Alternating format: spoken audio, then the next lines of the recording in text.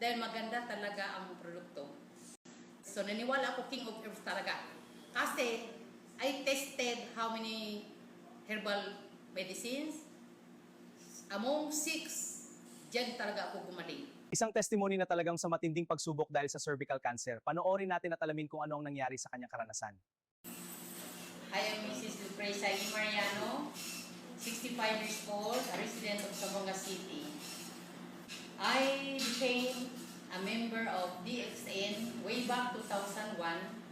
I was released or discharged from the hospital when I had my cervical cancer. So, doon ako sa Maynila, doon ako lagi nagpa-chemo. So, series of radiation ang aking naranasan kasi matindi kasi ang aking sakit. Hindi basta-basta yung cervical cancer, akala ko mamatay na talaga ako. Mga herbals, alin talaga sa mga herbals ang magaling. So, once nandoon ako sa DXN na pa-register, unang-una ang ginamit ko yung RDGL, Spirulina, Rosel Juice, Pyrobrim Orange, almost 1 week na ginamit. So nagkaroon ako ng lakas. Bumilib ako sa products dahil mabuhat ko na ang aking kamay, may lakas na ako at saka pwede na akong maglakad na walang kasama. So, magpa-member para yun pala paraan na magkaroon ako ng second life.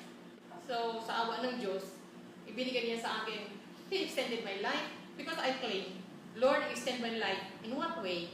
So, somebody as an instrument para sa akin, ito pala ay dito na sa DXN. So, I would like to invite all of you. Ganda talaga ang produkto. So, naniwala ako King of Herbs talaga. Kasi, I tested how many herbal medicines. Among 6, dyan talaga ako gumaling.